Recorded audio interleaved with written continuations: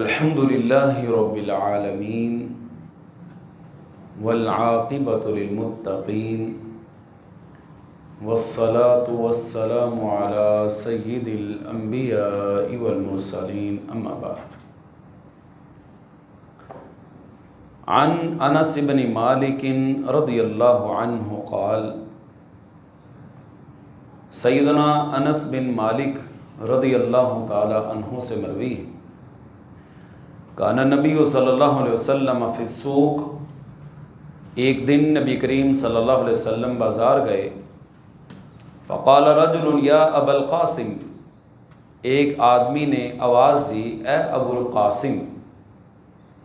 آپ صلی اللہ علیہ وسلم کے ایک صاحبزادے، ان کا نام قاسم بھی تھا، اور عرب کے اندر کنیت رکھنے کا رواج تھا جو آج بھی ہے، ہمارے ہاں بھی اپنے طور پر استعمال ہوتا ہے۔ بچہ جو سب سے بڑا ہوتا ہے، عام طور پر بچے کی جو ماں ہے اپنے شوہر کو اس بچے کے نام سے پکارتی ہے، تو عربی کے اندر بچے بڑے بچے کے نام کے ساتھ ابو لگا کر وہ بچے کا نام ایڈ کر لیا جاتا ہے۔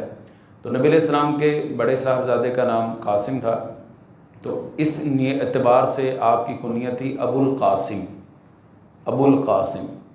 تو ایک آدمی نے آواز دی ابا القاسم، اے ابو القاسم، فالتفت الیہ النبی صلی اللہ علیہ وسلم، نبی علیہ الصلوۃ والسلام نے اس کی طرف دیکھا، فقال، تو وہ کہنے لگا انما دعوت ھذا، میں نے تو اس کو بلایا تھا، میں نے آپ کو نہیں بلایا، میں نے اس کو بلایا تھا۔ فقال النبی صلی اللہ علیہ وسلم سموا باسمی، میرے نام کے ساتھ نام تو رکھ لیا کرو، ولا تکنوا بکنیتی، لیکن میری کنیت پر اپنی کنیت نہ رکھو۔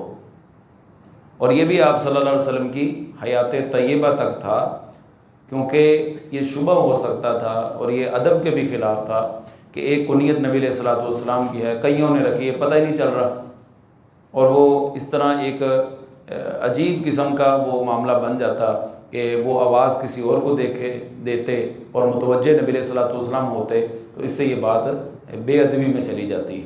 تو آپ صلی اللہ علیہ وسلم کی دنیا سے چلے جانے کے بعد اب اگر کوئی بندہ اپنی کنیت ابو القاسم رکھنا چاہتا ہے تو وہ رکھ سکتا ہے۔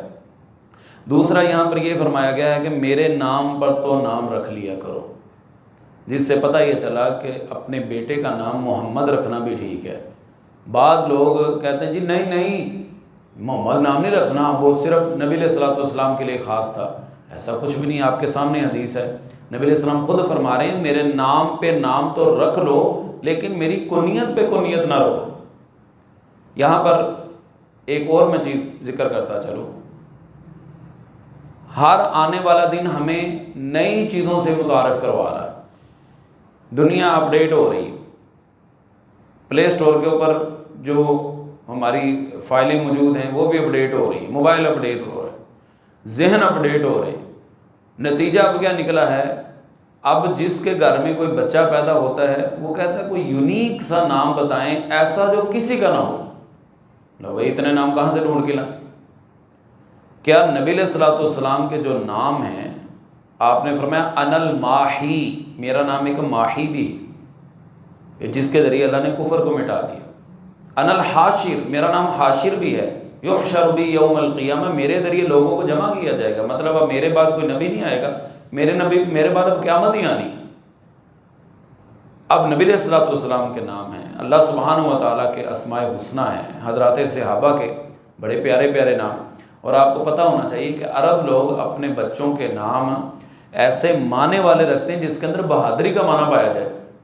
ابو بکر بہادری والا، شجاعت والا، عمر زندگی والا، علی بلندی والا، عثمان بہت بیدار مغز جسے کہتے ہیں یہ معنی پایا جاتا ہے، عبیدہ ہے، عبد الرحمن بن عوف ہے، مختلف، ابو ہریرہ نام ہے، عبد الرحمن بن صخر ہے، مختلف اسماء جو حضرات صحابہ کے ملتے ہیں، ان کے اندر بہادری کا معنی پایا جاتا ہے۔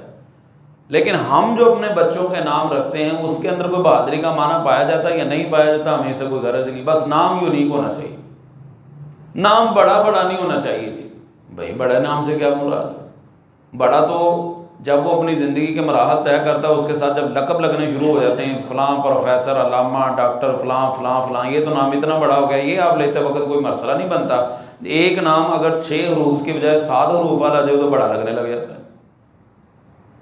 وہ ایک لطیفہ ہوا، شاید میں نے پہلے بھی کسی مجلس میں سنایا ہو۔ وہ ایک حضرت صاحب بتانے لگے کہ مجھے ایک آدمی کا فون آیا، کہنے لگا جی اللہ تعالیٰ نے پتر دیا ہے، تو کوئی نام بتائیں۔ کہنے میں کہا ابو بکر رکھ لو۔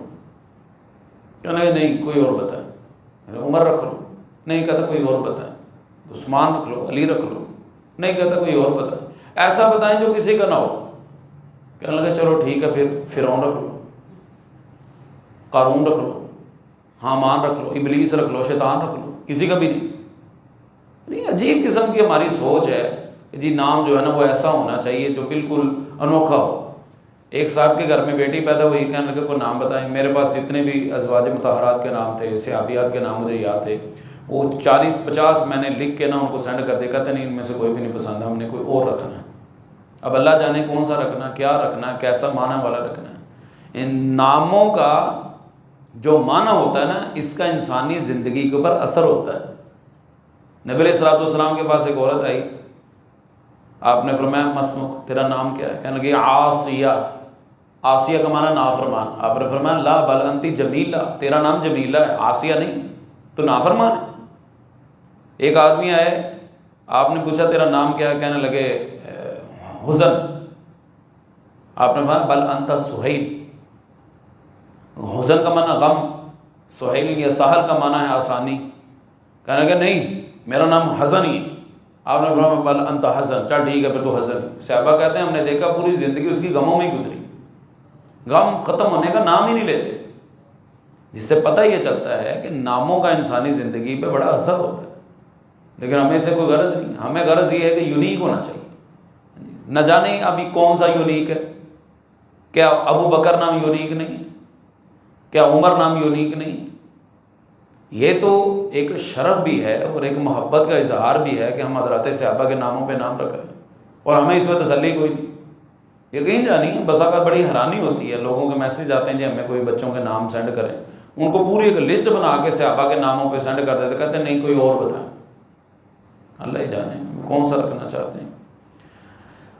تیسرا اس حدیث سے مسئلہ یہ ثابت ہو رہا ہے جی کہ نبی علیہ الصلوۃ والسلام، کیونکہ کتاب البیوع چل رہا ہے نا، خرید و فروخت کے مسائل، تو خرید و فروخت عام طور پر تو بازار میں ہوتا ہی، تو نبی علیہ الصلوۃ والسلام بازار کے اندر بھی جایا کرتے تھے، اور یہ بازار میں جانا یہ منصب نبوت کے منافی نہیں۔ جس طرح کہ کفار مکہ کہا کرتے تھے وقالوا ما لهذا الرسول يأكل الطعام ويمشي في الاسواق، یہ کیسا رسول ہے جو ہماری طرح کھاتا پیتا ہے، بازار میں چلتا پھرتا ہے۔ اور اللہ تعالیٰ نے فرمایا کہ نبی ظاہری بات ہے انسانوں میں سے انسان جائیں گے تو وہی انسانوں کو ان کے طریقے کے مطابق سمجھائیں گے۔ اب جو حاجات انسان کو لاحق ہوتی ہیں اسی کے مطابق نبی نے آگے اسی جنس میں سے ہوں گے تو نبی بتائیں گے۔ لہذا بازار میں جانا یہ کوئی ایسی بات نہیں ہے کہ جس میں کوئی قباحت پائی جائے، کہ اس میں کوئی قدغن لگائی جائے۔ ہاں ضرورت کے تحت جانا چاہیے، شوقیہ نہیں ہے کہ بندہ بازار میں بیٹھا رہے۔ ایک آدمی جو آلریڈی کاروبار کر رہا ہے اس نے تو اپنی دکان پہ بیٹھنا ہے، اس نے وقت دینا اپنی چیزیں بیچنی، لیکن جو خریدنے والا ہے وہ بلا وجہ سارا دن وہاں پہ گزار دے، یہ مناسب نہیں ہے۔ اپنی چیز خریدے اور جلدی جلدی گھر آنے کی واپس کرے، گھر واپس آئے۔ اگلی حدیث ہے جی حضرت ابو ہریرہ رضی اللہ تعالیٰ عنہ سے روایت ہے، خرج نبی صلی اللہ علیہ وسلم فی طائفۃ من النہار، نبی علیہ الصلوۃ والسلام دن کے وقت ایک طرف نکلے، لا یکلمنی ولا اکلمہ، مگر نہ میں آپ مجھ سے باتیں کرتے اور نہ میں آپ سے کوئی بات کرتا تھا، حتی اتی سوق بنی قینقاع، یہاں تک کہ آپ بنو قینقاع کے بازار میں پہنچ گئے، فجالس بفناء بیت فاطمہ رضی اللہ عنہا، آپ حضرت فاطمہ رضی اللہ تعالی عنہا کے مکان کے صحن میں بیٹھ گئے، فقال اسم لکع، یہاں کوئی بچہ ہے، یہاں کوئی ادھر کوئی ننھا منا بچہ ہے، اشارہ تھا حسن و حسین رضی اللہ تعالیٰ عنہما کی طرف، فحبستہ شیئا، انہوں نے کچھ دیر کے لیے بچے کو روکا رکھا، فظننت، ابو ہریرہ رضی اللہ تعالیٰ عنہ کہتے ہیں میرا گمان ہے کہ انہ تلبسہ سخافا، کہ وہ ہار وغیرہ پہنا رہی ہوں گی، او تغسلہ، یا نہلا رہی ہوں گی، فجاء یشتد، تو وہ حضرت حسن رضی اللہ تعالیٰ عنہ دوڑتے ہوئے آئے، حتی عانقہ، یہاں تک کہ آپ نے ان کو گلے لگایا، وقبلہ، اور بوسہ لیا، وقال، اور فرمایا اللہم احببہ واحب من یحبہ، اے اللہ تو اس سے محبت کر اور جو اس سے محبت کرے اس سے بھی محبت فرما۔ حضرت حسن رضی اللہ تعالیٰ کے بارے میں فرمایا کہ اللہ تو ان سے محبت فرما اور جو حسن رضی اللہ تعالیٰ سے محبت کرے اس سے بھی محبت فرما۔ تو یہاں پر ہم یہ کہہ دینا چاہتے ہیں کہ اے اللہ ہم بڑے تیرے گناہ گار بندے ہیں، لیکن تیرے نبی علیہ الصلوۃ والسلام کے صحابہ کے ساتھ، آپ کے نواسوں کے ساتھ، اہل بیت کے ساتھ ہماری بے انتہا درجے کی محبت ہے۔ اللہ تو دلوں کے حالات کو جانتا ہے، تو اپنے نبی کے فرمان کے مطابق یہ فیصلہ کر دے، ہم ان سے محبت کرتے ہیں تو ہم سے محبت کر۔ اور نبی علیہ السلام کا فرمان ہے کہ آدمی جس سے محبت کرتا ہے نا، قیامت کے دن انہی کے ساتھ اٹھایا جائے گا۔ سیدنا انس رضی اللہ تعالیٰ عنہ بھی بیان کیا کرتے تھے کہ اے اللہ ہمیں اہل بیت سے محبت ہے، مجھے ابو بکر و عمر سے محبت ہے، تیرے نبی کے فرمان کے مطابق انسان جس سے محبت کرتا ہے اس کا خاتمہ اور حشر بھی اسی کے ساتھ ہونا ہے، اللہ تو ہمیں انہی کے ساتھ اٹھا دینا، انہی کے ساتھ جمع کر دینا۔ لیکن بڑے افسوس کے ساتھ یہ کہنا پڑتا ہے کہ کچھ لوگوں نے یہ سمجھ رکھا ہے کہ وہ اہل بیت صرف ہمارے ہیں اور کسی کا حق ہی نہیں، وہ اپنا ہی حق لے کے بیٹھ گئے ہیں کہ اہل بیت ہمارے ہیں، اور پھر نہ ان کا عمل اہل بیت کے مطابق ہے، نہ ان کی شکلیں اہل بیت کے مطابق ہیں، نہ ان کا کردار اور سیرت اہل بیت کے مطابق۔ ایسا نہیں ہے، اہل بیت مسلمانوں کی ایک اجتماعی میراث، وہ سب ان سے محبت کرنے والے ہیں اور ہمارے دلوں کے اندر یہ محبت ہے اور اس محبت کے اوپر ہمارا ایمان ہے۔ اگر اہل بیت سے محبت نہیں تو ہمارا ایمان بھی کسی کام کا نہیں۔ ہم ان سے محبت کرتے ہیں اور ہمارے وہ عقیدے کا حصہ ہیں، اور ہم یہ سمجھتے ہیں کہ ان کے ساتھ محبت کرنا، ان کو نبی علیہ الصلوۃ والسلام کے اہل بیت سمجھتے ہوئے، آپ کے صحابہ سمجھتے ہوئے ان کی عزت افزائی کرنا، ان کے فضائل بیان کرنا، ان کی نیکیوں کا تذکرہ خیر کرنا، یہ ہمارے ایمان کا حصہ ہے اور اس کے بغیر ہمارا ایمان مکمل نہیں ہے۔ لہذا یہ کہنا کہ اہل بیت صرف ہمارے ہیں یہ ٹھیک نہیں ہے۔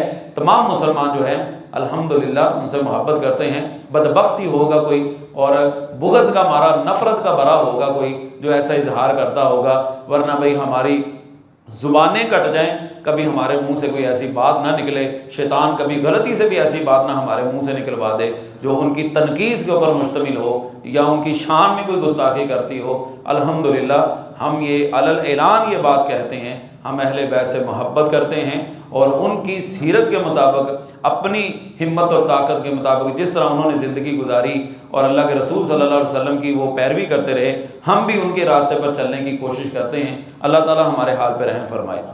اگلی حدیث ہے جی حضرت ابن عمر رضی اللہ تعالیٰ عنہ کی، انہم کانوا یشترون طعاما من الرکبان علی عہد النبی صلی اللہ علیہ وسلم، کہ نبی علیہ السلام کے زمانہ میں لوگ اہل قافلہ سے غلہ خرید لیتے اور اس کے بعد کیا کرتے، آپ کسی ایسے شخص کو ان کے پاس بھیج دیتے جو ان کو خریداری کی جگہ غلہ بیچنے سے منع کرتا، یہاں تک کہ اسے منڈی میں پہنچا دیں۔ مطلب منڈی کے اندر ایک ریٹ چل رہا ہے، وہ باہر اکیلا کھڑا ہو کے اپنے ریٹ پہ بیچے گا اور منڈی کا ریٹ بھی خراب کرے گا۔ سیدنا عمر فاروق رضی اللہ تعالیٰ عنہ باقاعدہ وہ ہاتھ میں وہ عصا پکڑا ہوتا تھا اور درہ پکڑا ہوتا تھا، جو بندہ الگ سے منڈی سے باہر بیٹھ کے اپنی چیز بیچنے کی کوشش کرتا اور اپنا ہی ریٹ لے کے بیٹھ جاتا، اس کو مارتے کہ منڈی میں لا کے بیچو، یا تو منڈی میں لا کے بیچو، یہاں سے یہاں سے دور نکل جاؤ، منڈی کا ریٹ نہ خراب کرو۔ بعض لوگ ایسے ہوتے ہیں۔ تو حضرت ابن عمر رضی اللہ تعالیٰ عنہ فرماتے ہیں، نہى النبی صلی اللہ علیہ وسلم ان یباع الطعام اذا اشتراه حتى یستوفیہ، نبی علیہ الصلوۃ والسلام نے منع فرمایا تھا کہ غلہ جس وقت خریدا جائے اسی وقت وہیں فروخت کر دیا جائے، یہاں تک کہ اس پر پورا قبضہ نہ کر لیا جائے۔ یعنی مال کوئی بھی آپ نے بیچنا ہے تو جب تک آپ کی ملکیت میں نہیں آیا آپ اس کو آگے نہ بیچیں۔ ہمارے بہت ساری مارکیٹوں میں، ایک مین فیصل آباد کی ایک مارکیٹ ہے، اس کے بارے میں بہت سارا معروف ہے کہ وہ پرچیاں ہی گھومتی رہتی ہیں، وہ پرچیاں ہی گھومتی ہیں، وہ آخر جب بندے جب پہنچتی ہیں تو پتہ لگتا ہے پیچھے مال ہی کوئی نہیں۔ تو جب تک آپ مال دیکھ نہ لیں، آپ کے قبضے میں نہ آ جائے۔ ہاں آپ نے کسی کے گودام میں مال رکھا ہوا ہے، آپ کہتے ہیں کہ میں یہاں سے اٹھا لوں گا، لیکن وہ مالک یہ کہتا ہے کہ بھائی یہ پڑا آپ کا ہے، میں اس کا کوئی ذمہ دار نہیں، یہ گل جائے، یہ سڑ جائے، یہ ختم ہو جائے، میں اس کا ذمہ دار نہیں ہوں، ہاں رکھ لوں گا میں تو ٹھیک ہے، ٹھیک ہے، واقعتاً ٹھیک ہے، آپ نے اس کے گودام میں کیوں رکھا ہے، آپ اٹھائیں اپنے مال اور اپنے گودام میں پہنچائیں۔ تو نبی علیہ الصلوۃ والسلام نے اسے منع فرمایا۔ دو چیزیں ہیں، ایک کہ مارکیٹ کا ریٹ نہیں خراب کرنا، دوسرا جب تک ملکیت نہ آ جائے اس وقت مال آگے فروخت نہیں کرنا۔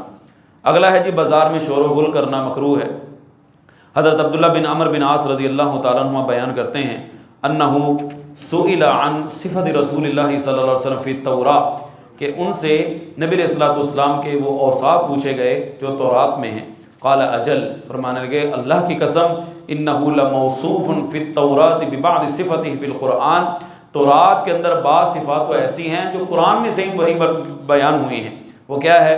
یا ایھا النبی انا رسلناک شاہدا ومبشرا ونذیرا، اے نبی صلی اللہ علیہ وسلم ہم نے آپ کو لوگوں کے لیے گواہ، خوشخبری سنانے والا اور ڈرانے والا بھیجا ہے، وحرزا للأمیین، اور امیوں کی نگہبانی کرنے والا بھیجا ہے، انت عبدی و رسولی، تو میرا بندہ اور میرا رسول ہے، سمیتک المتوکل، میں نے تیرا نام متوکل رکھا ہے، لیس بفظ ولا غلیظ، نہ تو آپ بد خلق ہیں اور نہ ہی سنگ دل ہیں، ولا سخاب فی الاسواق، اور نہ بازاروں میں شور و غل کرنے والے۔ یہ ہے اصل محل استشہاد۔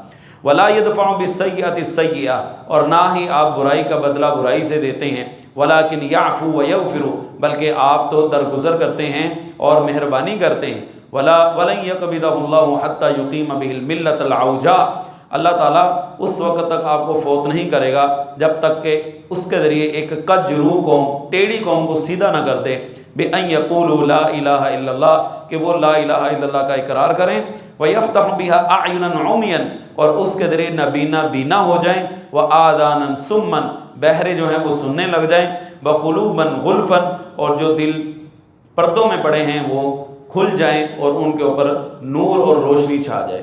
تو یہاں سے پتہ چلتا ہے کہ جو لوگ بازاری قسم کے ہوتے ہیں، بازاری قسم کے لوگ زبان استعمال کرتے ہیں، بازاری زبان استعمال کرتے ہیں، بازاروں کے اندر شور و غل کرتے ہیں اور لوگوں کا ریٹ بھی خراب کرنے کی کوشش کرتے ہیں، ایسے لوگوں کی مذمت کی گئی ہے۔ اور یہ بھی بیان کیا گیا ہے کہ نبی علیہ الصلوۃ والسلام یہ کام نہیں کرتے تھے، اور نہ ہی آپ کی یہ جو ہے صفات تورات میں بیان کی گئی، اس میں بھی یہ ذکر تھا کہ نبی جو ہے بازاروں میں شور و غل نہیں کرتے۔ اب ہمارے آپ بازاروں کا حال دیکھ لیجئے، وہاں پہ کیا ہے، یعنی ایسے محسوس ہوتا ہے کہ ہماری کوئی ایک حرکت بھی شریعت کے مطابق نہیں، ایک بھی حرکت۔ اللہ تعالیٰ ہمیں معاف فرمائے۔ چلیں کم از کم ہم یہ جو احادیث پڑھ رہے ہیں، زیادہ نہیں، 10 بار 5 بار 2 بار نہیں، کم از کم ایک مرتبہ تو ہم حدیث کے اوپر عمل کر کے دکھا دیں۔ ہم یہ کہہ تو سکیں کہ جو حدیث میرے کان میں پہنچی تھی یا جو میں نے پڑھی تھی، میں نے اس کے اوپر عمل کیا ہے۔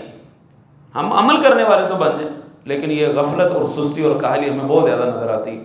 اس سلسلے میں نبی علیہ الصلوۃ والسلام کی اس دعا کا بھی ہمیں کثرت کے ساتھ اہتمام کرنا چاہیے۔ اللہم انی اعوذ بک من العجز والکسل واعوذ بک من الجبن والبخل واعوذ بک من غلبۃ الدین وقہر الرجال، اے اللہ سستی اور کاہلی سے میں تیری پناہ میں آتا ہوں، اور اسی طرح بزدلی سے بھی تیری پناہ میں آتا ہوں، ونعوذ بک من الجبن والبخل، اور کنجوسی سے بھی تیری پناہ میں آتا ہوں، اور اسی طرح کہ میرے اوپر قرض کا غلبہ آ جائے اور لوگ میرے اوپر چڑھ دوڑے، اس سے بھی اللہ میں تیری پناہ میں آتا ہوں۔ یہ نبی علیہ السلام اکثر دعا مانگا کرتے تھے، ہمیں بھی یہ دعا مانگنی چاہیے کہ اللہ میں سستی اور کاہلی سے بچا کر کے۔ بار کہ اب انشاءاللہ بات چل رہی ہے، باقی اللہ تعالیٰ کی توفیق سے اللہ نے چاہا تو کل اس کا ذکر ہوگا۔ اللہ تعالیٰ ہم سب کا حامی ناصر ہو۔ وآخر دعوانا الحمد للہ رب العالمین۔